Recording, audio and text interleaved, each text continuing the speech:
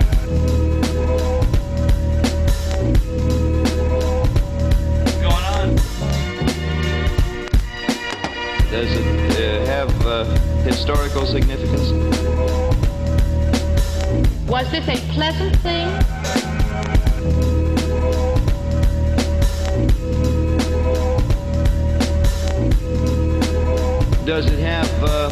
Does it have political significance?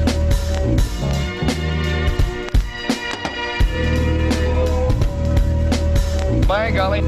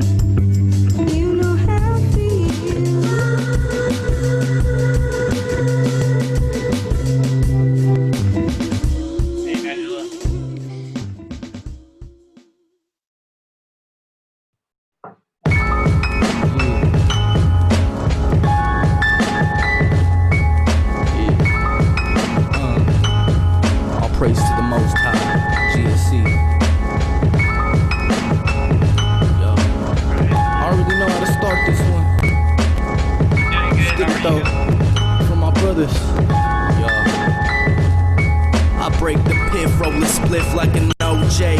Bitch. Hey everybody, thanks for coming by. This is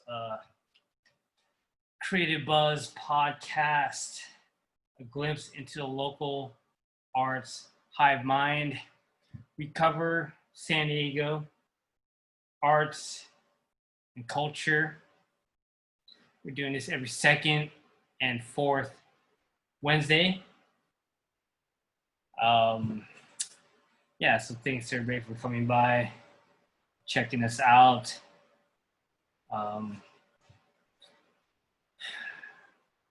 Before we get started, I want to say my condolences to one of my favorite podcasters, Michael Brooks, who has recently passed away a couple of days ago. So rest in power, Michael Brooks. From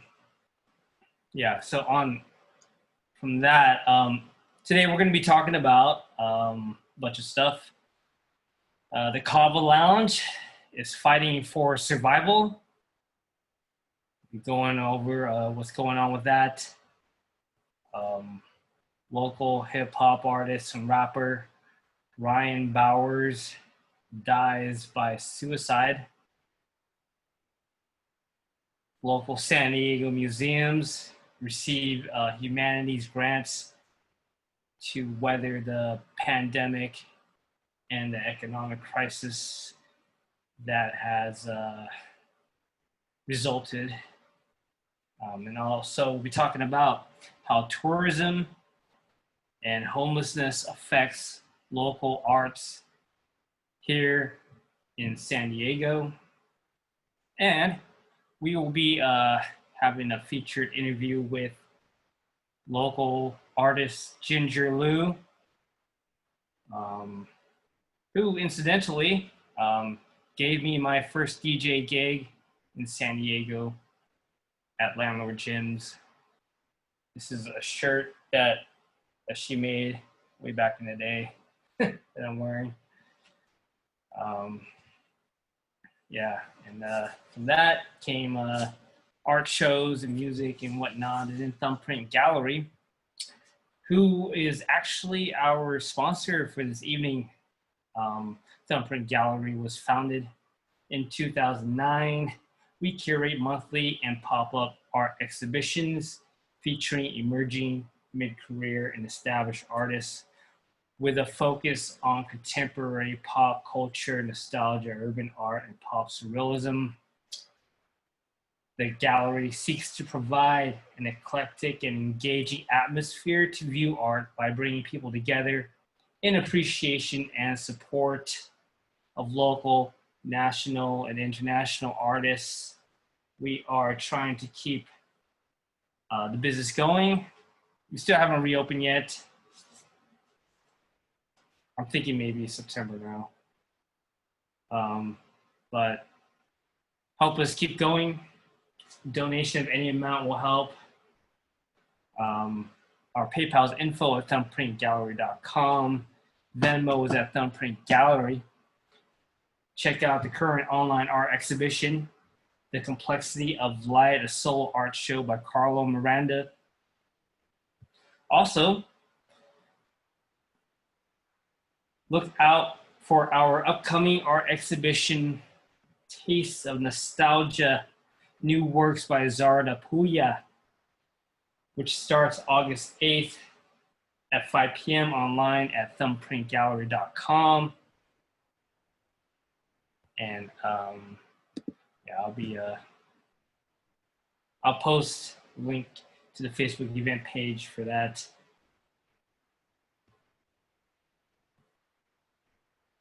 The music you guys were just listening to was by Luke Campanella, local San Diego musician and artist.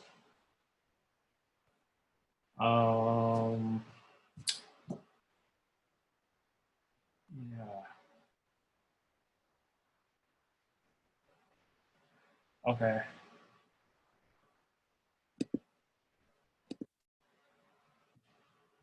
Oh, I'll read some of these comments, I guess. That's what I was going to do. Art by Aaron M says, I'm having a tiquisito from North Park Beer Company. Excellent. I support small businesses. Good. It's a sour, and they do deliver. Carl Cosio, what's going on? Angela Picard, how are you doing?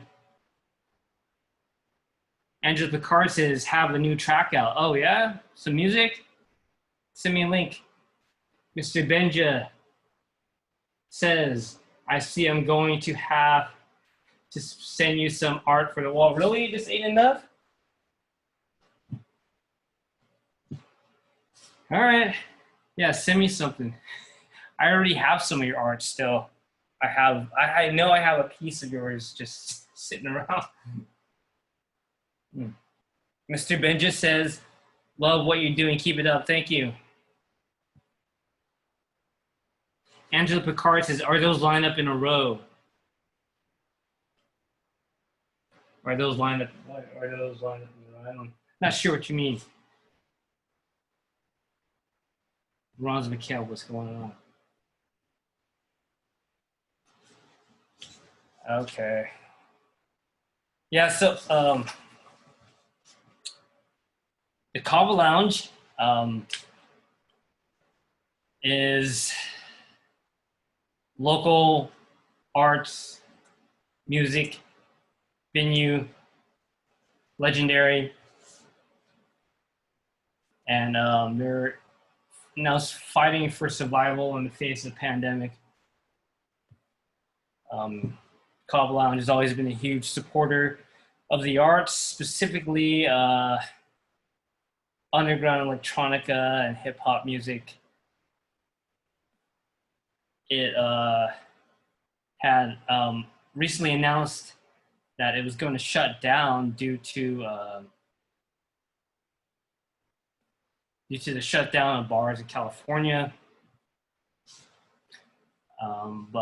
However, it seems that the arts community has quickly rallied to support the venue and has, at the moment, kept the venue alive. The owner was eventually convinced to start a GoFundMe drive to keep the place afloat, and so far more than $17,000 has been raised. And this is from the GoFundMe drive for Kava Lounge. This is the message they sent on that. It says, hi, Kava family.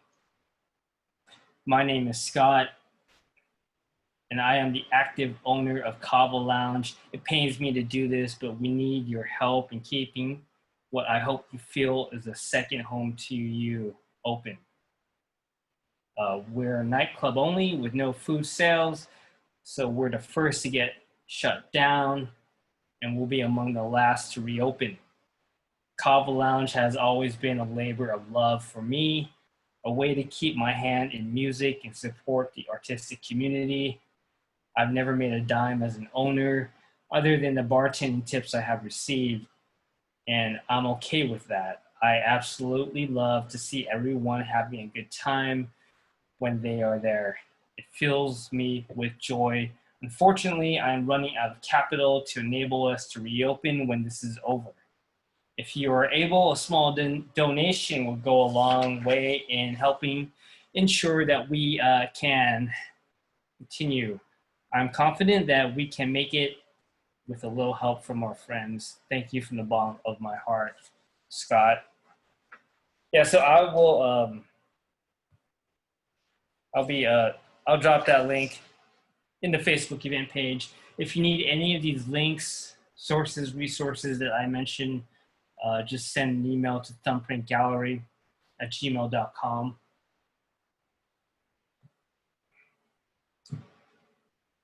Yeah, so help out the Kava Lounge if you can. I want to let you know about an opportunity to take a class in mixed media collage from a professional local artist, Ginger Liu, who, like I said before, will be our featured interview tonight. So her mixed media collage for all levels class will be this Saturday, 10 a.m. to noon. It's a virtual class. And here is a little bit about the class. Mixed media collage is the utilization of more than one medium in a single piece of art. It may include paint, glitter, crayons, fabric, magazines, book images, quotes, found objects, ink, watercolor, oil, pastel, etc.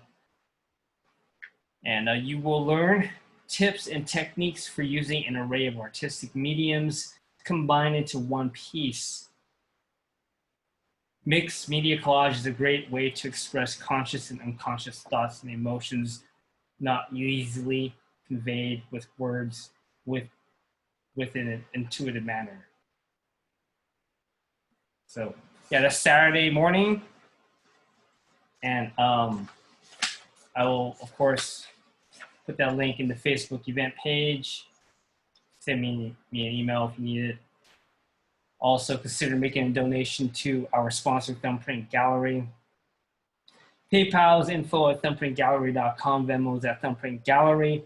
Check out the current online art exhibition, The Complexity of Life, solo art show by Carla Miranda.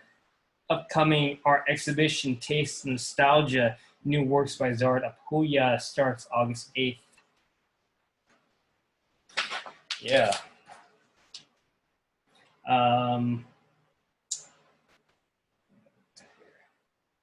So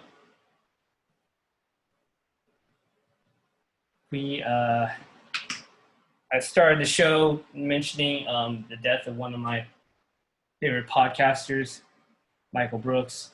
I want to bring attention to another death within the local arts community here in San Diego.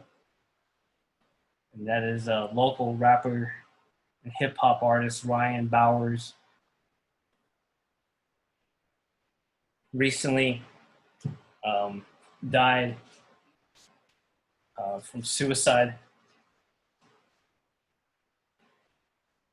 And I guess he was on his way to be something possibly kind of big. He just got signed to Nick Cannon's record label, I think. Anyways, this is from heavy.com. Nick Cannon broke his social media silence to mourn the death of rapper Ryan Bowers, who died by suicide at 24 years old. The up-and-coming San Diego rapper was shot by police while armed with a knife in January 2019. Cannon confirmed Bowers' death and said he was dealing with suicidal thoughts himself following the wake of his own controversy. And he says, quote, "Just when I thought it couldn't get any worse, 2020 is definitely the most fucked up year I've ever witnessed." Yeah. Feel you on that one. After waking up and barely rising from my own dark contemplation of continuing my physical existence on this planet, this powerful warrior actually had the balls to do it. Man, that's fucking dark. I don't know what's going on with Nick Cannon. Well, anyways, police were called in January 2019 after Bowers allegedly used a knife to slash his own throat. Family member allowed authorities to enter the home, and when confronted Bowers, he pointed a knife at authorities. That's when police fired and hit Bowers in the upper body. He was in life-threatening condition, but later recovered, started making music again. And quote, "I've said it once and I will say it again. This was the strongest dude I've ever met. Just over a year ago, SD police officer rushed in his home, unjustifiably shot him, placing him in a coma for months," Cannon wrote on Instagram. "I stood by his bedside and promised him that if he made it out and fought the good fight, that I would make his dream come true and put his album out and share his story with the world."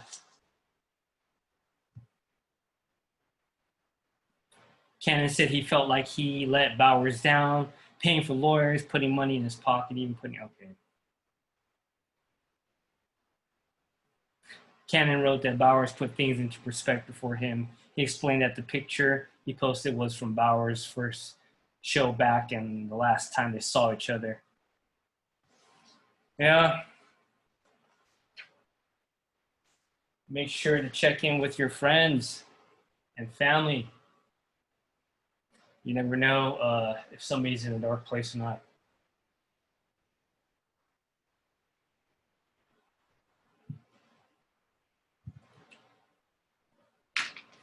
Yeah. Talking about dark, but not that dark. A little more fun dark is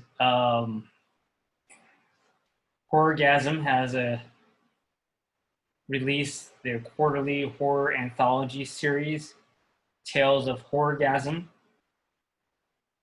And this is a little description that they've written up. It says, we have 4 foul fables for you: reading, terror, tainted love, a love spell that goes horribly wrong, dumb gremlins, a poor soul experiences an experimental and innovative approach to dentistry. The Trees, history haunts a couple in their new home. Gotcha, an office worker finally stands up for himself against his boss's abuse. All this in Tales of Horrorgasm number 3. Limited supply, get your copy today.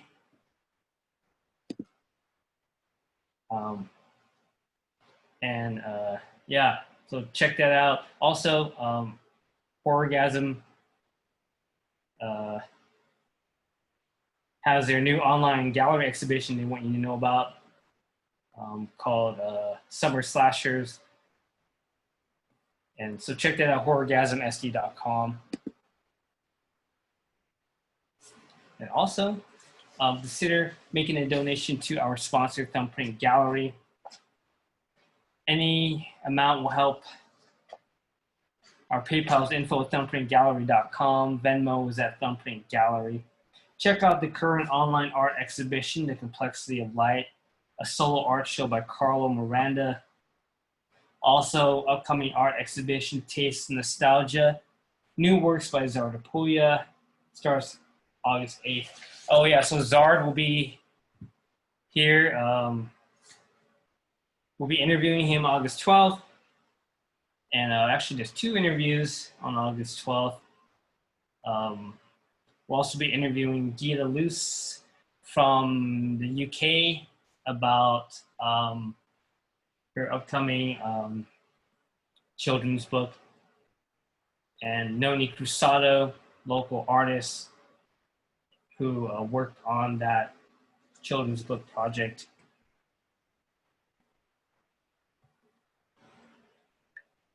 All right.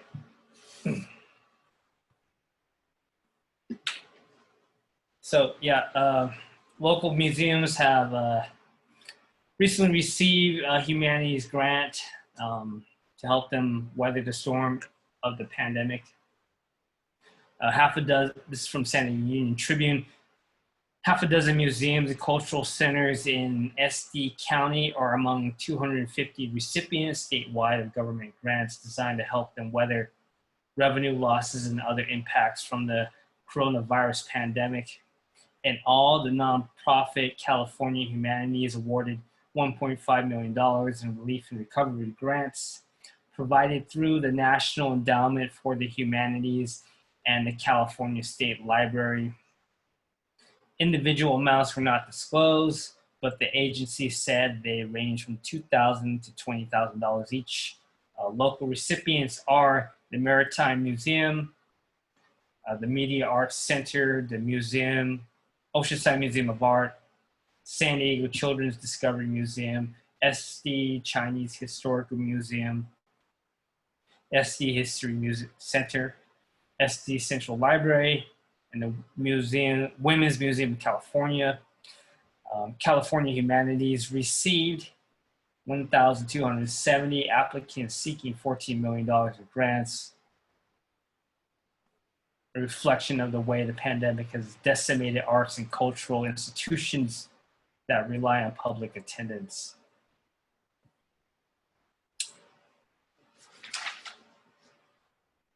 Those receiving the money were divided into 2 groups. Relief grants totaling $1.3 million will provide general operating support to 226 groups and individuals. Recovery grants totaling $210K will help 25 different orgs as they consider new approaches to public humanities programming and organizational strength. Yeah, so I don't know. Public money, trying to keep some of the arts and culture alive in San Diego. Hopefully we get out of this soon, but obviously it's not going to happen soon. There's news of a vaccine, possible vaccines.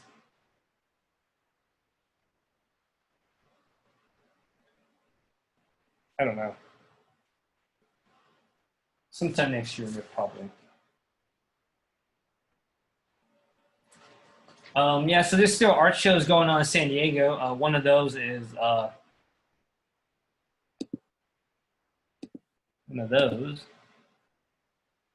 sorry about that, is Rabrawl having an art show Saturday, July 25th at Centro Cultural de la Raza. You're all invited to the Rabrawl solo show at Centro Cultural de la Raza. Rabrawl will be exhibiting 25 works done in the past 5 years in Central Cultural's main gallery. 25 pieces are a journey through the different stages of Rabraw's artistic career. Opening night, July 25th, 6 p.m., free admission. Of course, I will drop the link into the Facebook event page.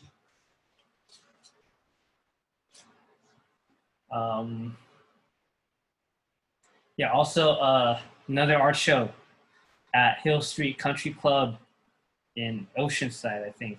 The title of the show is in French. I'll try to say it. Au vent ils. Who knows? Translated, it means where do they go? Solo art exhibition by Kelvin Lopez, current artist in residence. It'll be live until July 25th, available to view by appointment. A little bit about the artist. Kevin Lopez began his art journey in Oceanside, California during his time at Miracosta College, where he received an AA in studio arts in 2015. He continued his art education in California State University, Long Beach, where he received a BA with emphasis in printmaking 2018. His current works explore the out of this world realms that his mind ventures to, in which he feels others may share the same stimulation upon viewing them. Whether it's an afterlife or a temporary passage, his abstract compositions target current social issues as well as personal issues, and where those end up on all spectrums. Sounds pretty cool. Yeah, so that's at Hill Street Country Club. And of course, I'll drop the link in the event page on Facebook. If you need any of these links, sources, resources, send me an email, thumbprintgallery@gmail.com, or a direct message on Facebook or Instagram. Also, consider making a donation to our sponsor, Thumbprint Gallery. Any amount will help to keep us going and afloat throughout the pandemic. Our PayPal's info at thumbprintgallery.com. Venmo's at Thumbprint Gallery. Check out the current online art exhibition, The Complexity of Light, a solo art show by Carlo Miranda. Also look out for the upcoming art exhibition, Taste of Nostalgia, New Works by Zardapuya, starts August 8th. Yeah, all right.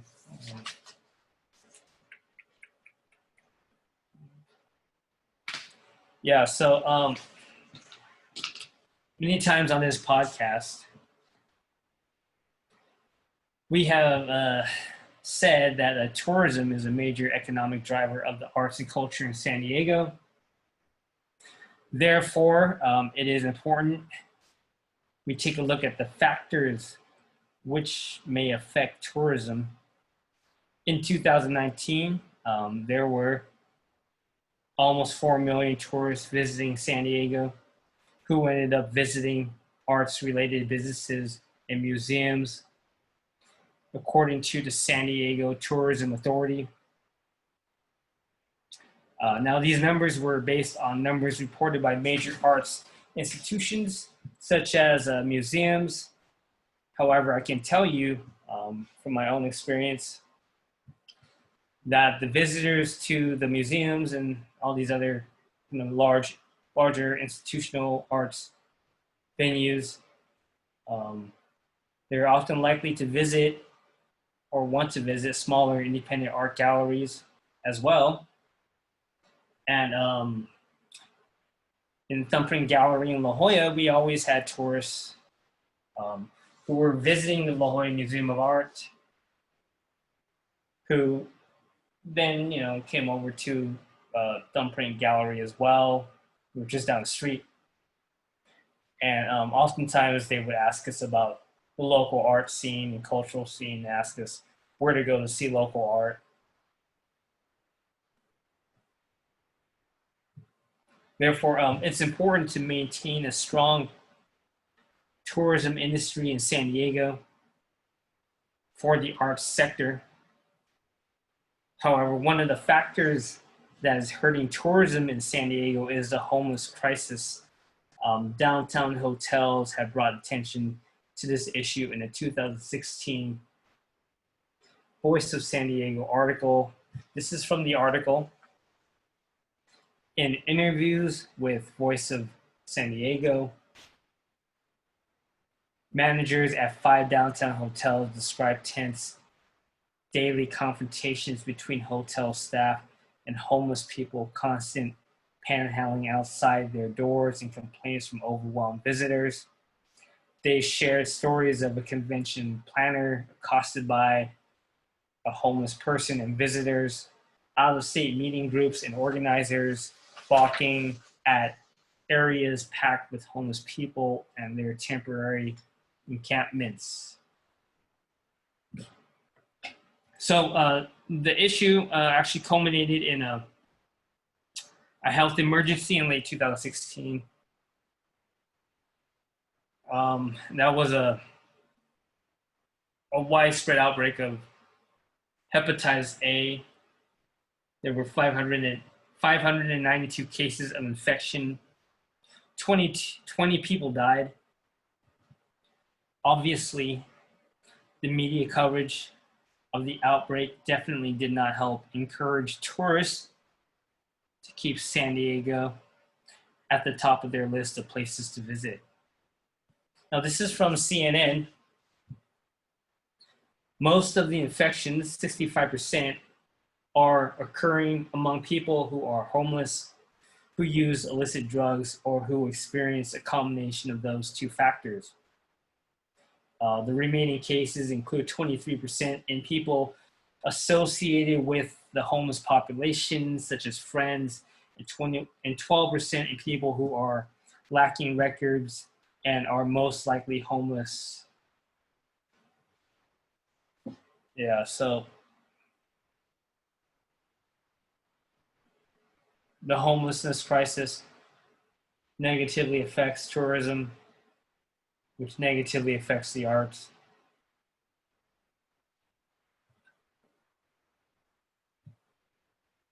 Now, in order to solve the homelessness issue, you'll have to be aware of the root causes of homelessness. Although many cities, such as San Diego, even, has resorted to some degree to passing laws which criminalize being homeless in various ways, this really does miss the point and ultimately does not solve the problem. This is from a usnews.com article. Experts overwhelmingly point to a lack of affordable housing as the primary cause of homelessness. But confronted with desperate people on public sidewalks and park benches, and often pressured by tourism boards and business bureaus, many local governments have turned to criminalization measures, passing local ordinances prohibiting basic human functions like sleeping, sitting, and eating. Yeah. So, in other words, the ordinances criminalizing homelessness are not really addressing the root cause, which is actually lack of affordable housing. This is from a study via UCLA. There are two kinds of empirical studies of American homelessness problems.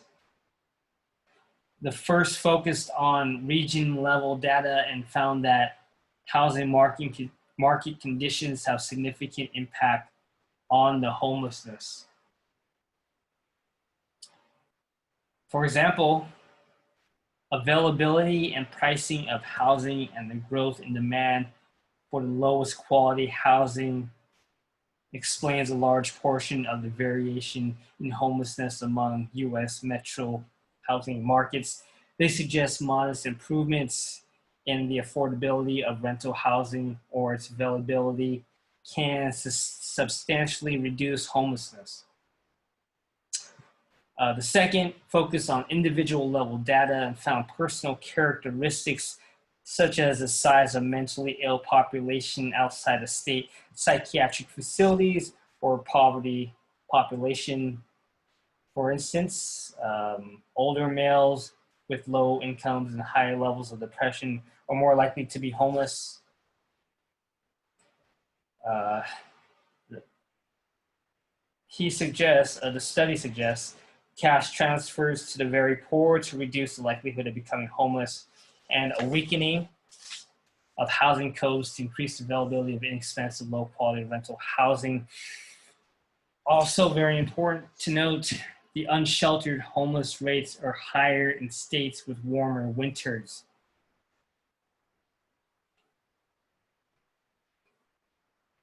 Now,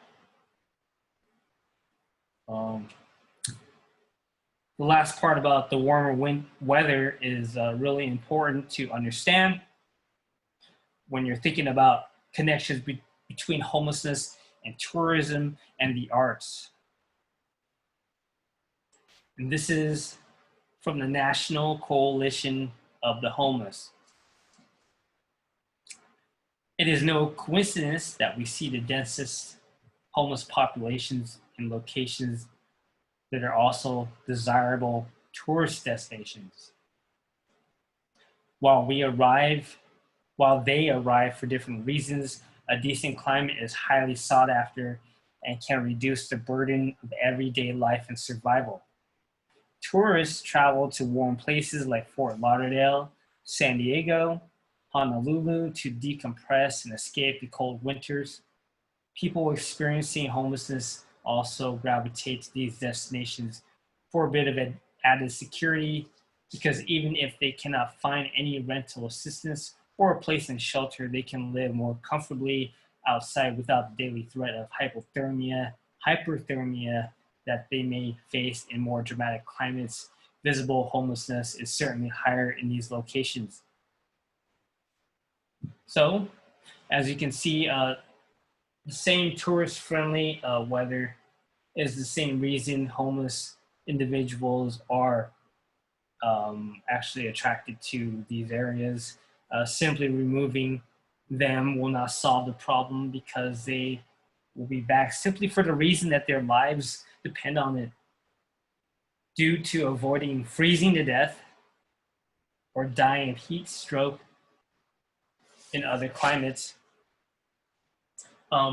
Also, we need to realize that part of the homelessness problem is a reflection of our capitalist system, which exacerbates wealth inequality in the name of free markets and profits. The same article continues.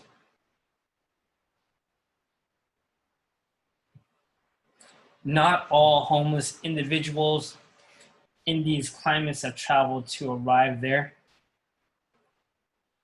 The truth is that a quality tourism industry is a powerful economic tool, which unfortunately does not always benefit the whole community. Many individuals experiencing homelessness in these sites have lived there for long periods of time and eventually could not keep up with the constantly increasing astronomical cost of living. Home prices and services are too expensive for the average citizen, and access to basic necessities, such as low-cost grocery stores, is often scarce. Jobs can be limited and many times reserved for skilled outside labor. The hospitality industry, for example, is very competitive. Local talent is rarely developed and hardly ever brought into management roles. So in other words, it's the way our society is structured, which does not allow the economic gains of a booming tourism industry to be distributed evenly within the local San Diego community. So basically, part of the problem is the cost of living, which is interesting because this is the same problem we talked about in our last podcast episode in the context of high cost of living forcing artists to leave San Diego. The high cost of living and an unequal distribution of economic prosperity is hurting the arts in numerous ways, but as you can see, it is a complicated issue with many factors to navigate.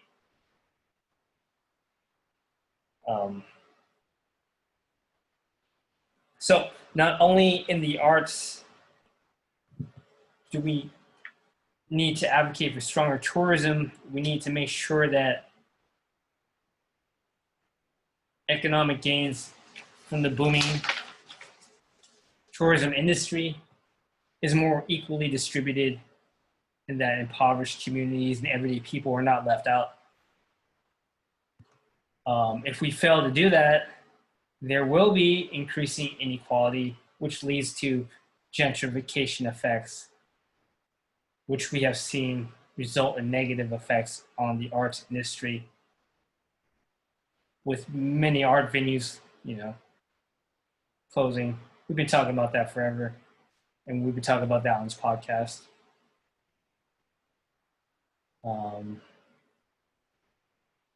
So pay attention to homelessness, wealth inequality, because that affects the arts. But one way to navigate the challenges of being in the arts is through an event from Art Unites Learning, which is called Normal is Overrated. It's on August 25th, Tuesday. And it says, our current economic and socio-political environment necessitates a deeper look at our perception of normal. What is normal? And does this normal support our health, happiness, and highest purpose? Yeah, so please check that out. They got some San Diego artists, entrepreneurs at the event to talk about that.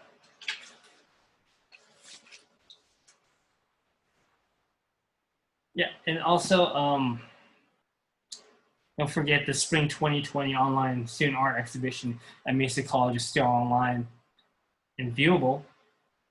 So check that out. And don't forget to consider making a donation of any amount to our sponsor, Thumbprint Gallery. PayPal info at thumbprintgallery.com. Venmo is at Thumbprint Gallery. Check out the current online art exhibition, The Complexity of Light, solo art show by Carlo Miranda. Also look out for the upcoming art show, Taste and Nostalgia, New Works by Zara Puya, which starts August 8th. And Zara Puya will be here August 12th on the podcast to talk about the art show at Thumbprint Gallery. So be sure to check us out. Also on August 12th, we'll be interviewing Gita Luce from the UK. And we're talking about her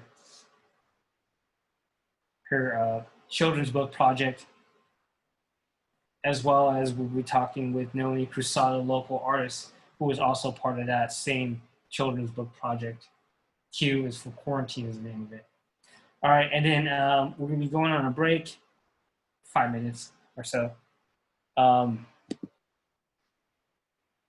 after that, we'll be talking to local artist Ginger Lou. So stick around. We'll be back in 5 minutes.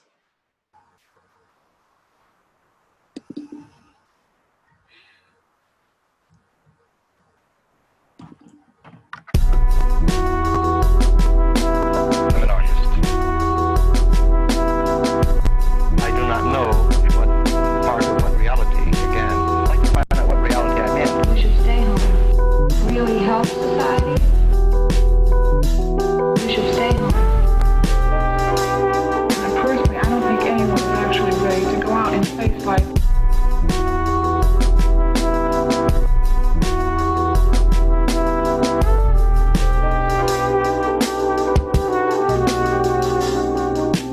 I'm an artist.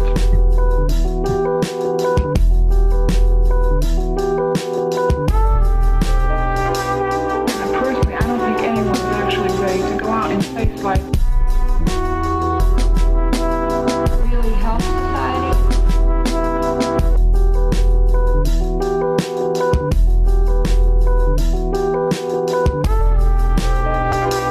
This is a good time. We should stay home. We should stay home.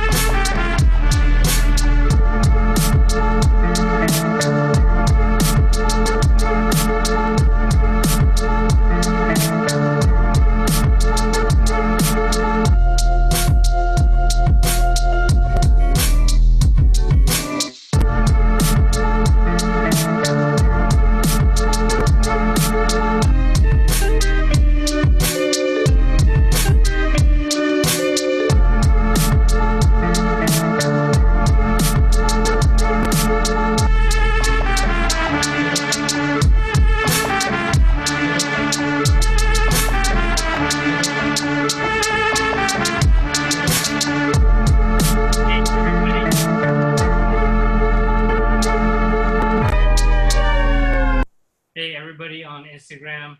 So I keep forgetting to do this. But I gotta end the stream.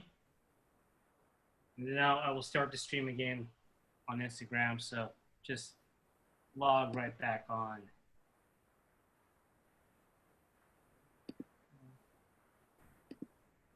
I'm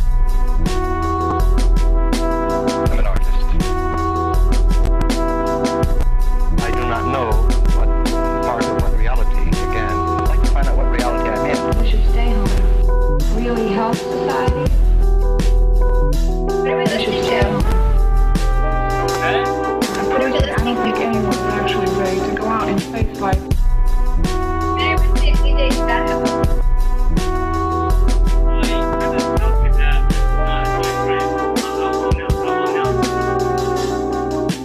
I'm an artist.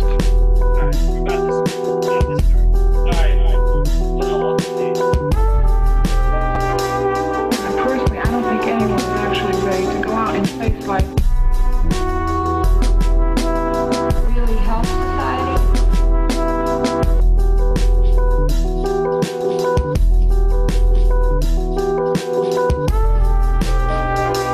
This is a good time. You should stay home. You should stay home.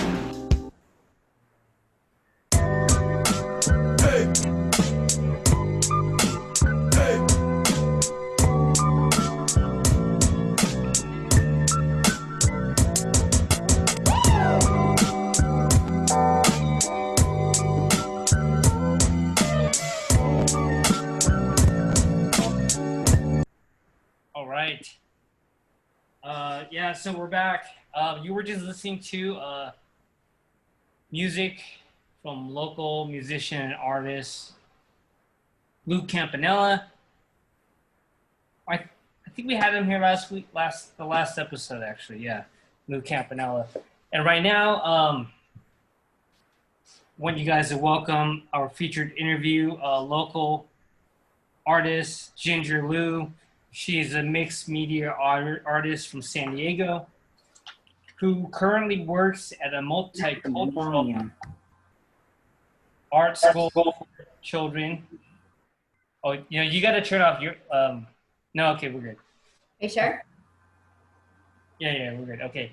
Who currently works at a multicultural art school for children and a middle school for children with disabilities. She creates collage art using new and vintage paper materials, paint, found objects, epoxy wood, and her deep spiritual nature. God damn. Ginger has always considered herself an artist and became a professional artist in 2002. During that era, Ginger Lou appeared in the SD City Beat magazine pages regularly and was an active artist and arts organizer who threw art and fashion events at alternative venues around San Diego, as well as LA, San Francisco. Yeah, so welcome to the Creative Buzz podcast. How are you doing? Pretty good. How are you? Doing good. Thank you for having me on this, by the way. Yeah, of course. Of course. So, I was mentioning earlier in the podcast that you gave me my first DJ gig, my real first DJ gig, I guess, at Landlord Jim's. Mm-hmm. Yeah. You came up to me and, hey, Ginger, I have a question for you. Do you mind if I DJ one of your events? I was doing visual graffiti at Landlord Jim's during That's that. what it was called? Yeah, visual graffiti. Okay. I did it monthly. It was several years. I'm not sure exactly how. It was like 2 or 3 years, I think, a monthly show there. Yeah. That was like maybe 12, 13 years ago. Yeah. That was awesome. I noticed your bio says during that era. It makes us sound very old.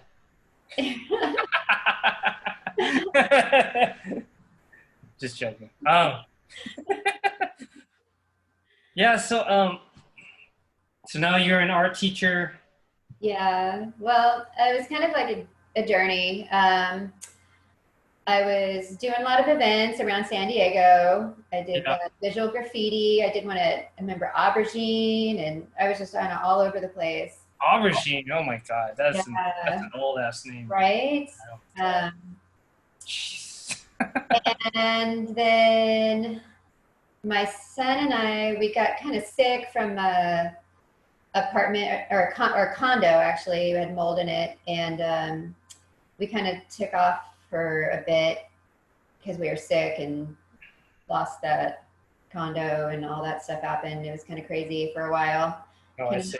not having like stable housing for like 3 years, kind of rough. But Yeah. I felt like, when I left, I went to Texas for like 9 months, and we kind of passed it off to you, or I kind of passed off the art show kind of To thing me? to you. Yeah. That's when you really started kind of booming. Well, can I give it back? Nice. I think But I I want to did like airbrushing and painting, pre black mold situation. And then when I got exposed to the mold, I couldn't tolerate the paint anymore because of like chemical sensitivities. So I went to Texas to see a doctor, went through a whole journey.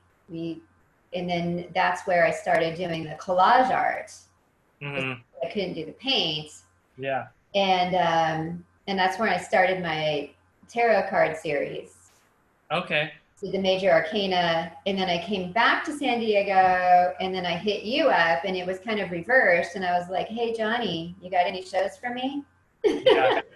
And Nice. that's where you directed me to Mosaic. Oh. Do you remember that? I don't know if you Yeah, remember. you had an art show at Mosaic not that long ago. Yeah, and then so Well, actually, that was a while ago. it was a while ago, 2012, 13, something like that. That's back then, but let's go a little further back. Oh no, further back. Yeah, way back. I wanted to ask you, how did you start creating art? How did I start creating art? Yeah, and when did you start? Oh gosh, I was young. I don't even know how old I was. I used to watch that guy on Sundays, Bob Ross, Okay. when I was little. On Nice. what is that, KPBS or something? Yeah, something. Yeah. Back in the day. Mhm. And I would paint kind of like nature stuff, but I was probably Okay. elementary school. Oh, okay. Yeah. Okay. So I've always just kind of been an artist. It's just. Did you study art in school, or were you? I don't have like a college background in art. I have a master early child development master teaching credential. Okay. So you're now teaching art. Mm-hmm. When did you start teaching art, and why did you start? I've always wanted to be an art teacher my whole life. It's just Really? Yeah, my whole life I always wanted to be an art teacher. And I still would love to be an art teacher at like a public school. I think that would be neat. I would like that. But I don't know. I'd have to go back to school and try to figure out. So you're not at a public school. What like? Private school. I'm at a private school. Yeah. Well, you're at a private school, like a Yeah. charter school, or? Yeah, it's a multicultural art school. It's Okay. called US Arts. So I do Okay. that, and then I also am teaching online. I'm doing all virtual right now. So it's like US Arts online, and I'm looking for new students for Wednesday and Fridays. And then Is it for adults or kids? those are for kids. Okay. Right. But I'm open to like whatever, adults, kids. I'm doing adult classes on Horse Horse. It's a company based out of New York. Oh, okay. Yeah. Interesting. And I'm up for, like virtual gigs, like parties or whatever. Like someone has a birthday party or whatever, and they want to do art. I'm down. So for that. what different types of art courses do you teach? Like what are the different things that you do? Or Yeah, I'm for the adults. I'm doing mixed media because like I Okay. said, I kind of I did the paint, did the collage, and then now I've like merged them together. So this is the last one I did. It was kind of a mini lesson. It's not totally done. I want to add like a hummingbird or a bird of butterfly up in here, but it's kind of, is it dark? You can probably see it. So What- yeah, it's I did mixed. I did put up one of your. Oh yeah, thank you. Yeah, that one's like straight collage Yeah, right there, and then I should show everybody on Instagram real fast. yeah, and then this would be just like this would be like straight collage one. But for the kids, we do, I don't know, like I'll show you today.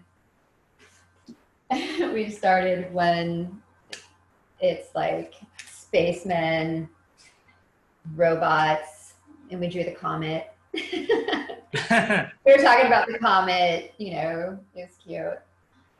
And the universe and black holes. It's nice for socialization too, you know. Kids are used to being around teachers and people. Yeah. So it's nice for them to have this outlet where, you know, because he was in my Sunday class in person, so now you still get to have that connection. It's nice. Is it different teaching online as opposed to in real life? Like is there any noticeable difference or challenges? Yeah, it depends on the temperament of the child.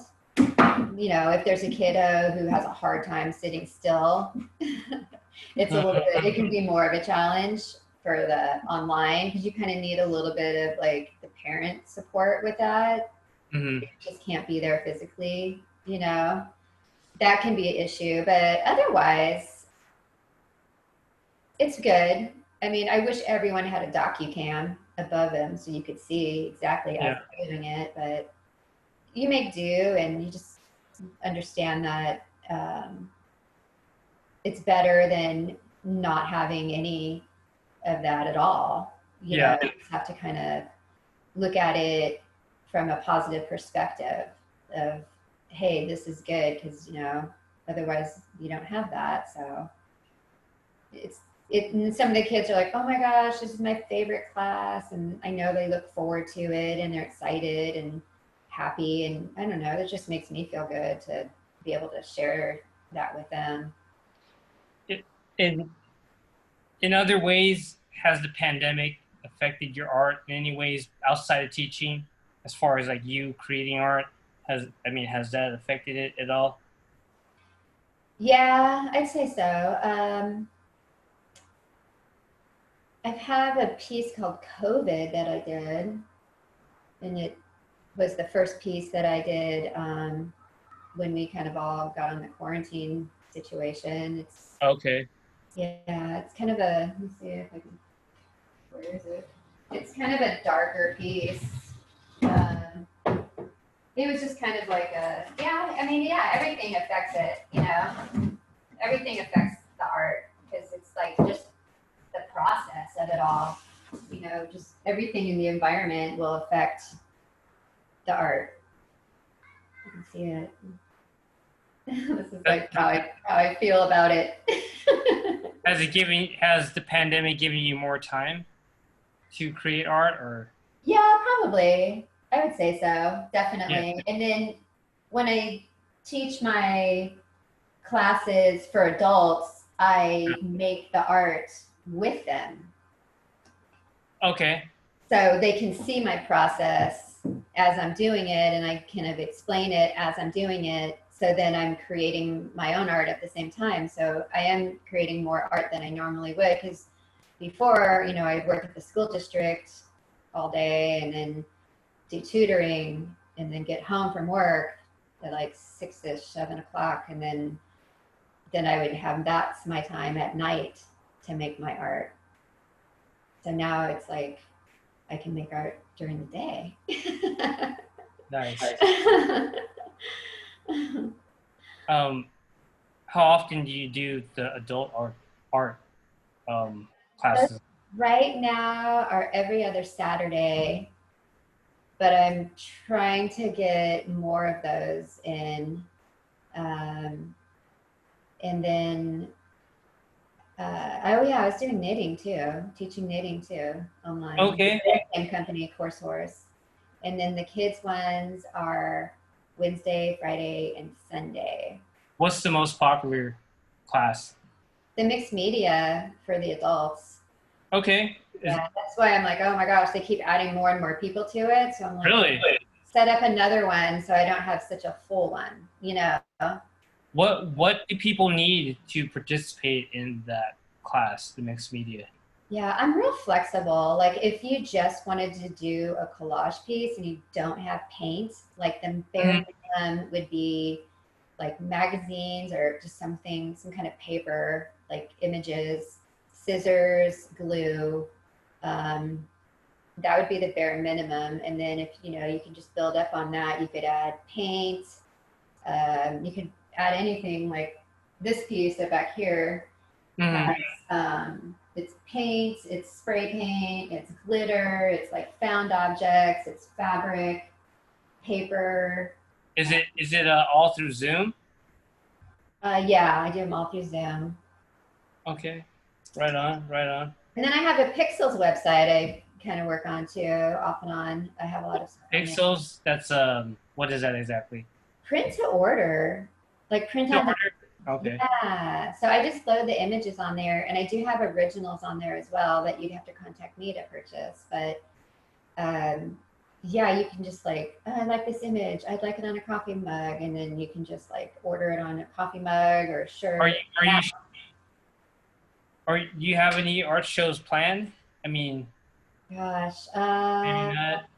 let me think. Do I have any art shows planned? I had one. I got accepted. It was going to go, and then they canceled it. Oh. I had just started like collage and music at U.S. Grants, but then we shut it down. But that was a great venue. And then I did apply for some city things, that park social one. I did apply for that. It's like where you get a team of artists to create some kind of art in the park. I applied for that. And then I also applied for the San Diego Port. There was 2 of those to do some kind of public art for the ports. I applied for both of those. Where have you shown in the past? Like, where have I shown? Yeah, local galleries or whatever. Or yeah. Multiple things, I don't know. Yeah, no, the last place was the U.S. Grant. It was a group show with Cassandra and Arena. Oh, okay. I know all them. Yeah, that was awesome. They're really nice. They're a great group. And let me see, before that, I was doing a show at the AC Lounge, which is an amazing venue and great group of people there. Hey, I heard it got, I guess it got caught on fire. There was a fire. Did you know that? No. Oh no. Is it okay? Did they save it? I don't know. I hope so. I could always Google it, I guess. Check it out. Yeah. Gary. I just found out really recently. I haven't had time to look into it, but yeah, I mean, I don't know. I hope it's okay. Yeah.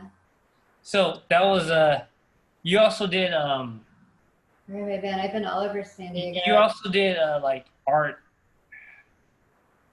classes at AC Lounge too, right?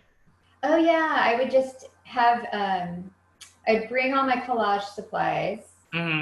And then people would just show up and I distribute them, give them like a little guidance. It wasn't like a full-blown art class. Like it was more just like a social, fun, loosely structured.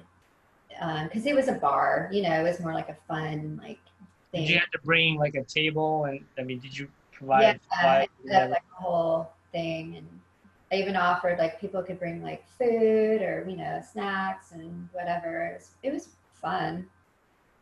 So you were an arts event promoter at many different events for years. That's how we met. Yeah. Obviously. Like, which venues did you do events at, and like, how was your experience as an event coordinator and promoter? It was a lot of fun. Yeah. And I got to meet a lot of really talented people. And I think the thing that I really enjoyed the most was the opportunity to give people who hadn't like really kind of blossomed as artists, like they're just starting, Mm-hmm. opportunity to hang their art. And I would even, when I first started, I would always have live artists. Okay. So like Sean Dietrich, I don't know if you know him. Mm. I gave him like his first art show, and he in his first art show ever. Yeah. Okay. His first like live gig. Oh, I see. Interesting. And then he actually went on tour all over. I don't know if it was in the United States or like a world tour with like these bands, like full on. Like he took it, like he took off with that. And Kelly Hutchinson. Okay. It was nice to give him a chance, and Sean Brennan. There's just like, so many people that kind of like just from the early days of art that are still around and still working, and it was just good to meet them when they were just starting and give them a chance. Like how has the San Diego art scene changed since then? I feel like From that era. Yeah, no, I feel like it was a lot easier to sell.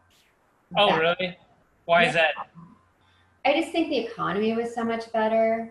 You know, I think we kind of hit that recession and the whole mortgage, like, no, you know, that whole real estate, that whole deal.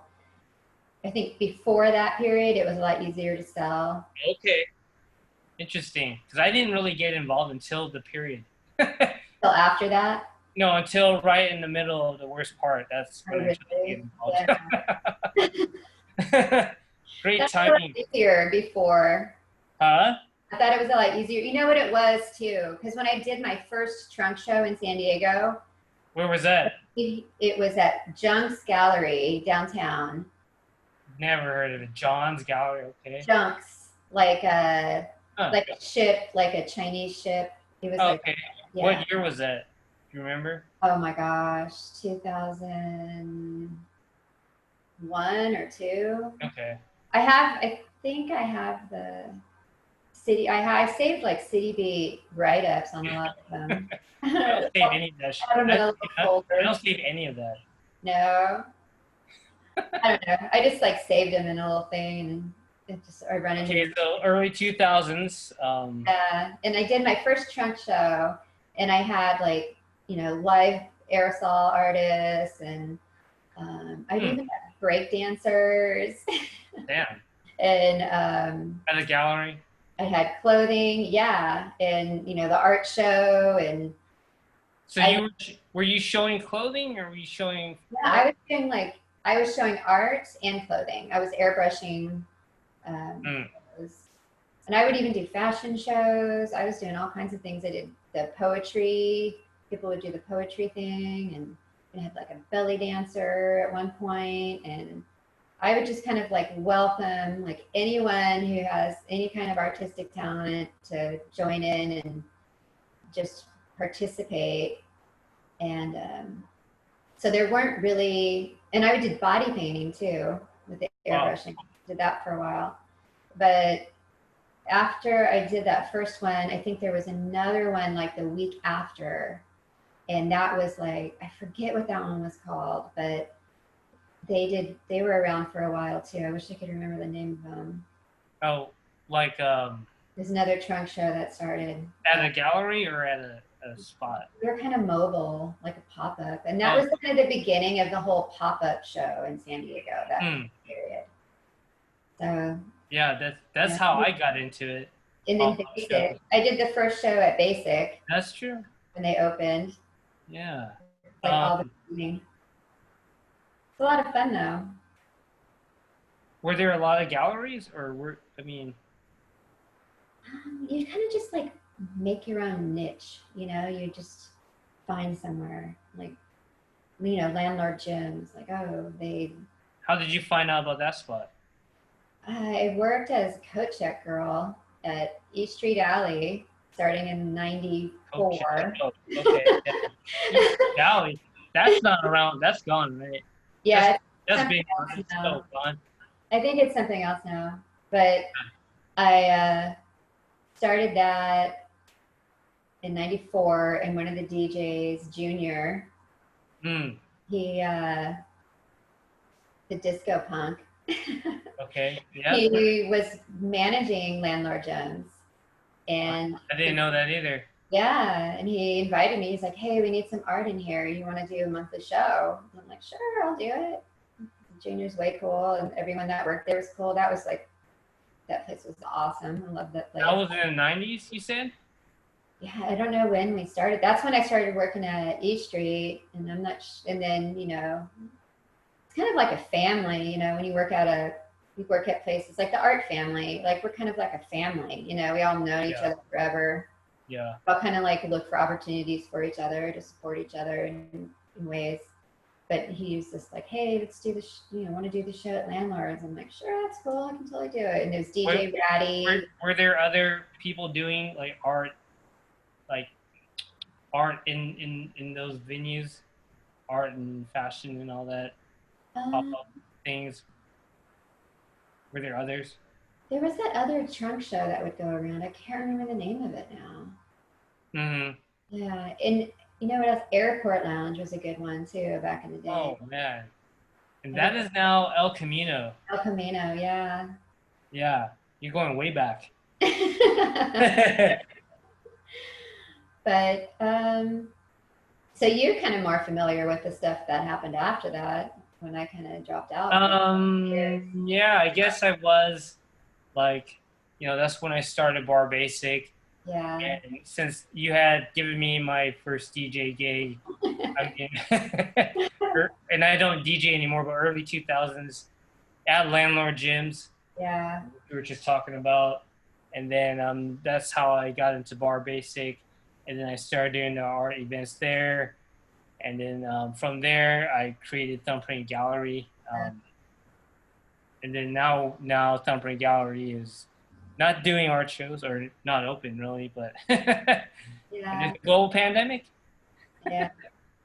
I did work. I had, when you let me have the Mosaic bar, or wine bar, when I first. I set that up. I don't think I set that up. Oh, you totally did. When I got back from Texas, I was like, "Hey, Johnny, you got any shows for me?" And you're like, "Oh, I have this one place, Mosaic." So you're like, "I'm too busy." No, I don't. I'm pretty sure it wasn't me. I set you up. I swear to God.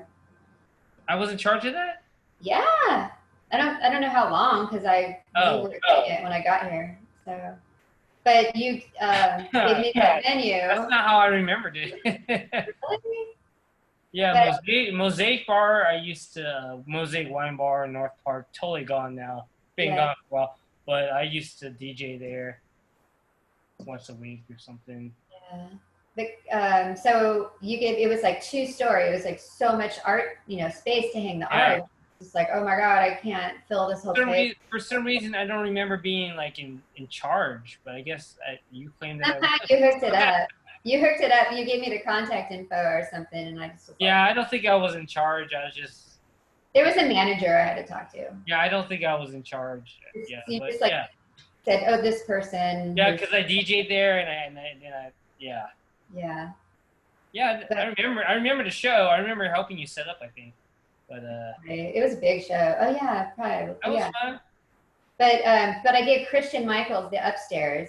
Yeah, okay. He does more art. And then I got wasted that night. Shit, man. But Christian, then he invited me to manage. He wanted to start a gallery, Kettner Art. That was okay. How was that? Like that was in Little Italy.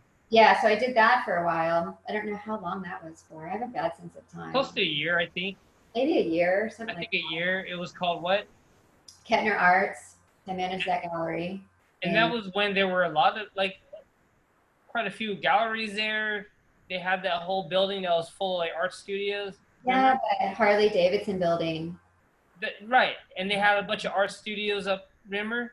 Yeah, no, that was fun. Yeah, we had what was it called? Kettner Nights. Yeah, Kettner Nights. They had people that don't know, it's like this building right in the middle of Little Italy. They had all these art studios, like 3 or 4 stories of art studios, and we would just go there every first, I think it was like first Friday or whatever Friday it was, and we just like roam around all these art studios, and they all have art exhibitions. And Ginger was running this art gallery just down the street. I don't know, like there's just not that much that. It's just not Things have that changed. kind of like. What was that? Things have changed because the cost of Yeah, things gentrification is so high. yeah. It's hard to survive as an Yeah, artist. so there's no art studios there. I don't even know if they have Kettner Nights, but at some point they stopped going to Kettner Nights because they were all like closing down. Yeah, I don't know what's there now, but I think most of the artists are gone. And Yeah, they do have. Shoot, I already forgot. There's an art gallery there. Ming, what's her name? The Korean lady, I don't remember her name, but Yeah, no, she's amazing. She's been a staple. yeah, she's really good. And then that one guy, Peacock, or is he still there by the pizza place? Oh yeah, I think he is. He's been. They used to have that. I used to go to. Fuck, man! It's called Baza. Baza. BAZA or something. Yeah, man. They had some like pretty cool like stuff, like surrealist, really crazy surrealist stuff that people don't usually show. Yeah. But I thought it was really cool. But yeah, all that is gone now. I mean, Little Italy is not the art spot. It's drinking and food. Drinking and food, or it was until now. Yeah. And same thing with Ray at Night. That's all gone too. Yeah. No I was art talking about there. Ray at Night the other day too. I was talking about that with Christian. Uh-huh. Like, remember Ray at Night, and all the galleries are open, and you just kind of like. Well, I'm pretty sure nobody listening remembers Ray at Night. Really? Come on. I don't know. That's pretty old, man. But they missed out. I'll tell you that much. I mean, it hasn't. I mean, it was all galleries. I don't know. It was some good times. Yeah. Art Around Adams is a good one. Okay, yeah. So I'm involved in Art Around Adams. Yeah. And this last year was the first time we couldn't do it. Or this 2020, whatever, this year. Yeah, this year. Supposed to be happening. It's supposed to have already happened, but had to cancel it. And you were a part of it. I was. A bunch of times, right? Many times. Only once. Just once? Yeah. Are you serious? Yeah. Oh, But I had that great space. I loved it. It was amazing. okay. A lot of work last time. Had a good time. Right on. A lot of good bands too. Yeah, music was really good. All around Adams. I miss it. I hope we could do it again in 2021. Yeah. Because it was a nice mix of local talent as far as musical and art. It was nice to be able to kind of bounce around between those two. Go to the stage, and there's so many stages set up everywhere, and Mm-hmm. see a band play, and then you go check out some art, and you grab some food, and see another band. That's fun. I got a comment for you. Uh-oh. And my son is in a band now. Yeah. Cheapskates. When did they come out? Really good. They're really good. Cheapskates Band is their website. But when did they come out?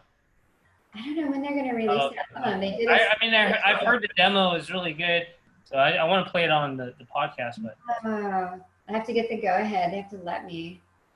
yeah, so Autumn Snow Artwork on Instagram says, I had a booth at Ray at Night for my art students, loved it. Oh, I don't know. What year was that, Autumn? I think that was really recent, but they still have Ray at Night. But I mean, the people that do Ray at Night now, there's no way they understand. whatever. But Yeah. it was like there's just no fucking way they get it, you know? Just like I don't know. It was like, It was like we had our own little festival once a month in different parts of San Diego. but it was art centric. That's what the difference is. Right Yeah. now, Autumn says 5 years ago, more or less. Yeah. So that's very recent. Like Ray at Night, like 10+ years ago. I mean, that was very, very art centric. Some like lowbrow art. Oh, Planet Ruth. Oh yeah, I love that. Was one of my favorites. Yeah, like a total iconic gallery. That was great. I used to DJ there at the Sight and Sound events. Oh, okay, right on. But So you took off on the DJing for a while, huh? That's good. I'm sorry, what'd you say? So you did really good on the DJing. You're kind of like all over the place. For a couple years, I felt like, I mean, at the end, I felt like, I was able to get a gig without trying, like at least once a month or twice a month. And like, I just got sick of it. You had a band, Mantis. What about Mantis? You had a band for a while too. Yeah, I had a band, yeah. Oh, what I was saying, what were we talking about just now? Oh, Ray and Night. Yeah, I mean, okay, there's a lowbrow art gallery. There was like a fetish gallery across the street. Rose or something. Yeah, there was another one, like an avant-garde kind of experimental art gallery. 3 walls or something. Just like they would have like computer algorithms create the art, just this weird like intellectual stuff that you don't find anywhere in San Diego now. That's my point. Yeah. I mean, it's too expensive to lease a space. Yeah, I'm sure it's just the gentrification effects, which we were talking about earlier. But so where do you draw your inspiration for making art? Like what inspires you? Sometimes I think a lot of the times I'm not really. It's kind of like a subconscious thing. I think it's Okay. like I'll just start creating it, and I don't really give a lot of thought before. But you must cut out the images before or something. No, Okay. I just start, and then I just see where it takes me. And a lot of times when I'm done with the piece, then I'll look at it, and I'll just like, whoa, what is all this? Where is this? And I kind of read what I did, to understand what it is. I don't really decide, I'm going to do a piece about this, and it's, okay. I just kind of like start it. I just get my paint out, and I'm just like, okay, what colors feel right? I just kind of go by. I feel my way through it. Do you grab like the? I mean, obviously you must at least pick the magazines and the. I have a bunch of magazines. I'll just kind of flip through, and then as I look through, I'll just kind of take pages out that jump out at me, and then I'll just keep doing that. I'll make a pile of pages that could be a color or an image or like a meaning or a word or whatever, and I'll make a pile of those, and then it's like a puzzle. I'll just kind of like piece it together and add layer after layer after layer. What kind of magazines usually like? Anything, yeah, anything. Where do you get them? Like, what are they? Magazines you read, or are they magazines you? Yeah, and books too. Books can be really cool. Okay. Too. Like the text part? What was that? Like the words? Sometimes, yeah. Okay. Definitely, yeah. Where do you get? Like, what kind of magazines? Like, where do you get them? Like, I don't a lot of people, you read a magazine, you keep it for a while, and then you get rid of it. So a lot of people will contact me and be like, "Hey, I have all these magazines." And Okay. You just go through it, whatever. yeah, like I have National Geographic, I have fashion magazines, and thank you to everyone who gives me magazines. That's awesome. And then I worked at that middle school. Okay. And the library was like getting rid of all their magazines. And they just put them in the staff lounge. And I got like boxes and boxes and boxes and boxes of magazines from that. Just in lining my garage. So I have like tons of magazines. Right on. But Are there any artists that influence you? Like any artists that influence me? That's a good question. I think I'm just kind of everything influences me, just everything in my environment. And, whether it be people I'm around or just myself inside, like my emotions or what's happening with me that day, or outside nature. I mean, I'm really inspired by nature. I like to I can see that. merge people and nature together in my art always. The hummingbird thing. I'm super into hummingbirds, and there's a lot of symbolism. Oh, really? Yeah. By the way, did you see my shirt? No. Does it have a hummingbird on it? I mean, can you see it? Is it a bird? No, it's a shirt you made. It's a shirt you made. Oh my God! No way! I gave Jack Johnson one of those shirts. Are you serious? Yeah. That's pretty sick. I used to do a lot of like product placement. I make like if a show, like somebody was coming to town to like play a show that I liked and I would get tickets, I would always like go knock on their tour bus door. I would design shirts like specifically for them. Wow. I would give them the shirts, and I was friends with the G Love crew way back in the day, and I gave G a bunch of shirts, and G was like friends with Jack, so I met Jack and I gave Jack shirts, and then Tristan Pretty Man, I gave her shirts. That's so crazy. Like everything's like connected, but that one was when I gave to Jack. Right on. Very cool. I've had this thing forever. It's still, I don't know. It fits well. Yeah. Yeah, every once in a while I see somebody wearing one. I'm like, oh my gosh. What projects do you have coming up you'd like us all to know about? Well, my website is a kind of a project. The Pixels one. You can find me on there. Just search like Pixels Ginger Lou. Mm-hmm. And I load stuff on there periodically. And then the city ones I applied for, that'd be really cool to do some public art. Oh, I did a mural too in Barrio Logan. Where? It's in that alley right behind that. The La Bodega people have that little marketplace. Okay, I don't know where that.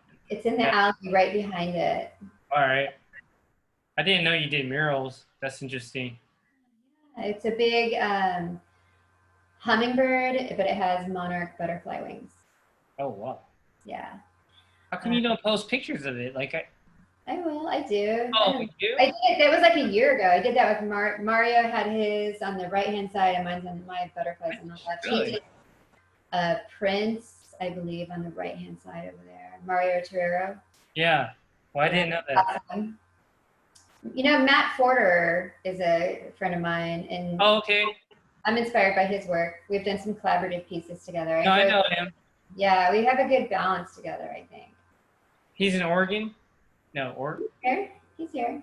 He's working on like a 6-foot painting right now. It's beautiful. Mm. Yeah. So my website and my classes. Okay. How can people find out about that? Course Horse, Ginger Lou. You can just look that up. And what's your website? That was the Pixels one, but Okay. On Facebook, Ginger Lou. You can add me on Facebook. I think you're Ginger Lou Art, actually. Ginger Lou Art, thank you. And Instagram. All right. Ginger Cool. Lou. Well, thank you so much for coming on the Creative Buzz podcast. Yeah, thank you. Hopefully we can have you back. Yeah. Really great to catch up with you. Yeah, you too. Thank you.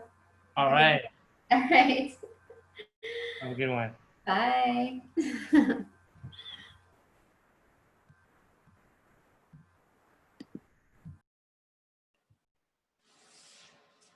Yeah, so that was a Ginger Lou, local San Diego artist. Yeah, so she's got her mixed media class on Saturday, so I'll post that so you guys get involved. Also, I want to remind you that we're sponsored by Thumbprint Gallery. Please help us continue supporting the arts by making a donation of any amount, which will help. PayPal's info at thumbprintgallery.com. Venmo is at Thumbprint Gallery. Check out the current online art exhibition, The Complexity of Life, solo art show by Carlo Miranda.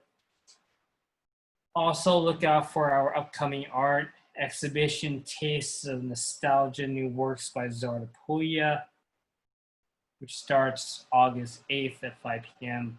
thumbprintgallery.com. All right, I'm going to leave you with some music from Lou Campanella.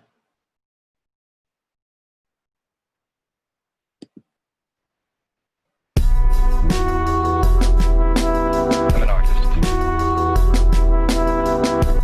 I do not know what part of what reality, again. I'd like to find out what reality I'm in. You should stay home. Really help society. Oh, yeah, the next podcast episode is August 12th. So, yeah. See you guys then. You should stay home.